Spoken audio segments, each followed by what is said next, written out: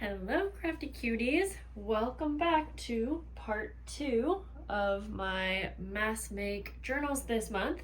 I think that in the first part of this series for this month, I let you know that part 2 was going to be me adding the pages to these journals, but I realized that I'm missing a whole chunk in here where I'm actually finishing the covers. So in part 1, I basically showed you how I am creating these covers in a mass make style, but I didn't completely finish all of them, and I don't want to just leave that out. I want you to see all the work that goes into these and have it be a bit more realistic. So we're going to get started. So I do have all of the fabric covers completed as far as the first step goes, but we still need to cover the inside, and I do have a template here. I also showed you a printable template version if you want to create one of these journals yourself at home using a template, although you can obviously do this without a template. That's just to make it easier for you. So yeah, you can check out that video if you haven't seen it, but let's get right into it because I have a lot of work. So I have 27 journals here that need the inside covers. I'm making 35 total, but I only need 27 more. So I have my templates here. That's just what I already have cut out and ready for these. I have my closures all cut out as well, and I am going to go through this paper pad and select 26, because this will be number 27. So 26 pages to be the inside covers. So I'm gonna just go through and, you know, I should see, can I fit more than, I just realized that, because these are almost 6 inches tall, I believe. They're a little more than 6 inches tall. So I can't quite fit 4 on a sheet, but I can fit 3. So I will make use of that. So I might need less than 26 pages.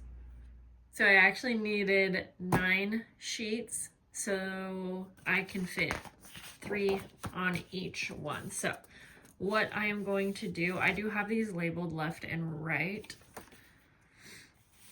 and I'm just gonna go ahead, and I'm not gonna make you watch this entire part, but let me think about that. You know what? I need to make sure that, and I mentioned this in my last video, that I need to make sure that I am tracing these with the pattern side up. Silly me, I almost did not do that. So this is going to be a little tedious because I'm trying to get this lined up nicely.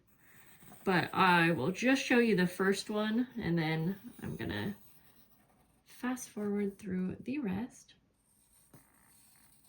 These journals ended up being a lot more work than I thought they were going to be. And I'm pretty sure I've said that the last few months when I'm coming up with different ideas for Patreon stuff. So we learn from that, and the outcome is going to be lovely, but I've definitely just outdone myself a little bit with time. So I'm going to remember that when I have them traced like this, I'll know that this is going to be the, I think I said this wrong, the left side, and this will be the right side cover. But since I'm just able to add one more on here, I will make sure to add this to the back. So this is right, just so I am not mixing them up or cutting too many of one side. Again, honestly, they're pretty much the same shape, except the left side has a straighter edge on the right side, and then vice versa. I'm not going to try to say that again. Okay, so I'm going to trace that, set it aside, and then I'm going to trace these again, and then I'm going to alternate. So this next third one will be the left side. So I'm going to alternate so that I will have enough front covers and back covers. So I'm gonna see you back here after I get these all traced. I had to try something a little bit different on this day and give you guys a little montage because I always feel like I have to leave out so much because it's redundant and it's just me doing the same thing over and over again. I actually had to speed these clips up 4 times because when I was watching the clips back, it just looks like I'm cutting so slow. But again, that's because I'm cutting, curved shapes here, and it really did take a... Okay, that felt like it took forever. Now I'm going to cut these out, and I am going to try to cut a little inside the line just so there's no pencil marks, but I can use some ink to make sure that that doesn't show as well. And it's the time-consuming parts of this that I didn't think through was that cutting out curved shapes is a lot more time-consuming than like using a trimmer to cut out triangles and squares and straight edges. So there's that. And then same with like when I get to the pages, it's kind of that same thing. You can't just use your trimmer and trim down pages. You'll have to cut the curves into them. Again, not trying to complain at all. Totally gonna be worth it in the end. It's just something that I didn't think through. I'm also going to be stacking these so that they are stacked as pairs. And then the third one that I cut out on each page will get paired with one of the other paired ones, and I will just have to make sure that I have a right and a left. So essentially some of these journals will have inside covers that have 2 different prints, but I'm totally fine with that because it's not like they're right next to one another. Really, you'll see the front page when you have your journal completely open, and you'll see the back inside page when you have all of the pages open, if that makes sense. Yeah, so I'm gonna go through and just make sure to pair those up. I'm thinking I will be cutting for quite a while here. I'm excited to get done with this cutting though, so I'm gonna go as quick as I can because, well, it just means we're getting closer.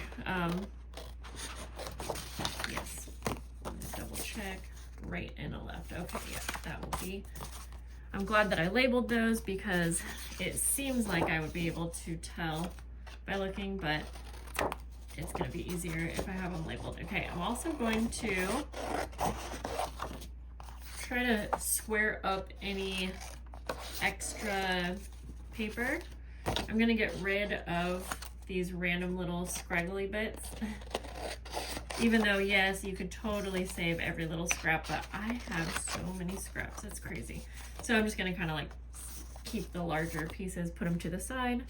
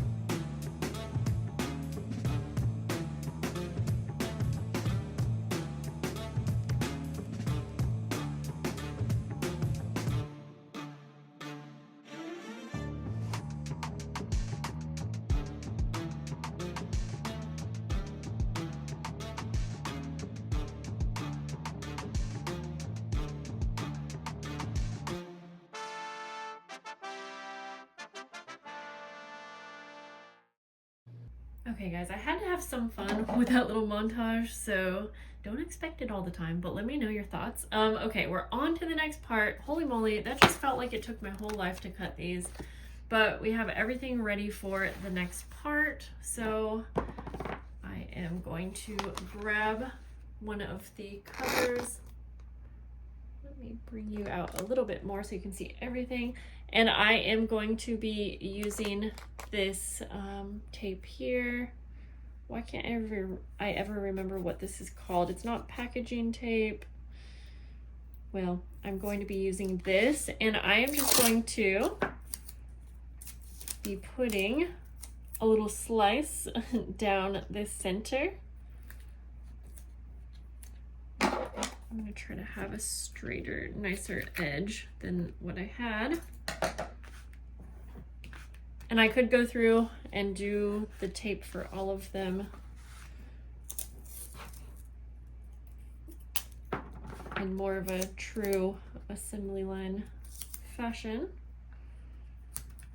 But I'm definitely not doing a montage of me adding tape to the centers. The whole thought behind doing assembly line style for me is that it's just doing one repetitive movement at a time, which there's less room for me to get sidetracked. It's an easier multitasking function for my brain to work with, and it's just I'm able to do it quicker than when I am doing multiple steps at once and then moving on to the next. So I'm just going to go through and do that to all of this stack. I'm going to be using my Tombow Mono Aqua Glue in my Sugar Bell container. I do still always get a lot of questions about which glue and why. I'll explain that in a minute. I am going to unclog the glue. Love this glue, but the container gets clogged and I am far too just busy all over the place to always remember to put a lid on it, but that's okay. It always unclogs. And so I will be using this glue for the rest of the steps, and I'll just add a little on each side for my lace closure. Now I almost forget if I was cutting these in half or if this is the full, I have to count them. Okay, I am actually cutting these in half. So then I will have one over here, one over here, and then I'm going to grab my two. Very easy for me to figure out which is the left and which is the right. And so then I'm going to use this glue, just making sure to get it very close to the edges. I just like this glue for paper to paper very much more than I like the PVA glue, which you see me use a lot on the fabric. You can use just one of the glues, honestly. I just have a strong preference for each of those, and so I'm gonna stick to what I like and what I feel works the best. I really don't like the way that the PVA glue feels on my fingers as it's drying, so that honestly does play into the final decision of me using this glue for this part. Then I'm going to set this over by my sewing machine and continue on because I will be sewing where my that wasn't lined up very good, where the closure is, but I'm going to get through the gluing part first. These are all ready to be sewn. And why is it 6:30 p.m. when I started at 7 a.m.?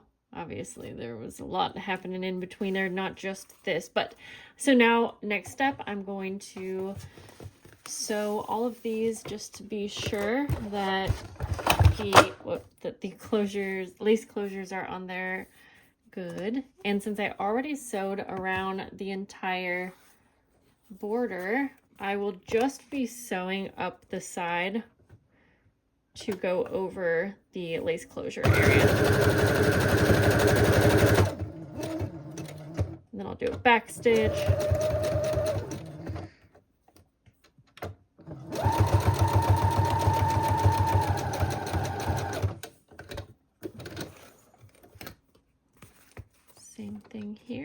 just gonna go kind of up, yeah, up the entire side.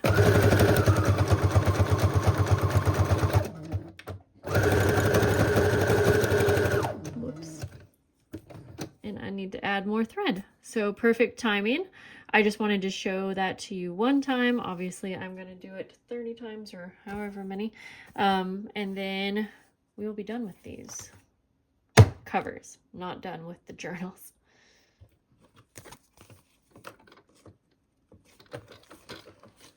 I'm making sure to sew with the fabric side up so that my pretty thread is what is showing on the cover. You know what? I might see if this is quicker. Oh, whoops. That got caught.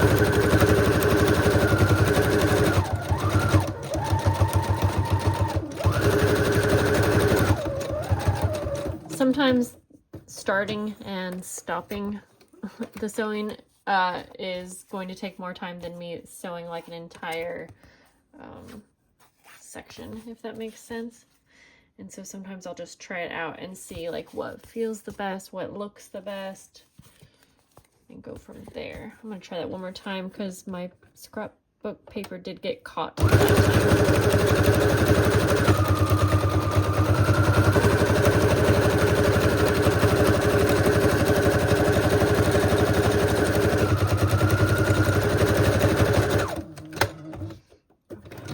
Yeah, I think I like that better. Plus, I have a new color of thread in, and it's like an olive green, and I really like how that looks. So yeah, I will continue on. Switch it.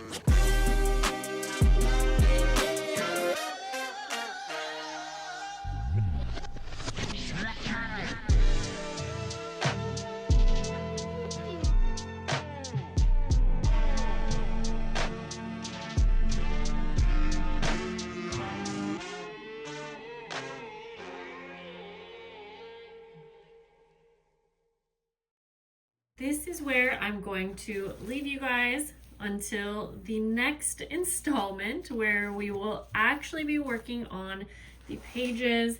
And I would assume that in that video we can get through with adding the pages and doing the binding and actually finishing off these journals. And I'm so excited. They are turning out so cool. Just in time came some new glue. I just got this from Amazon. I used so much glue on these. But until that next video, thank you for hanging out with me on this one. Thank you for hopefully leaving me a comment, and I will see you guys later. Bye.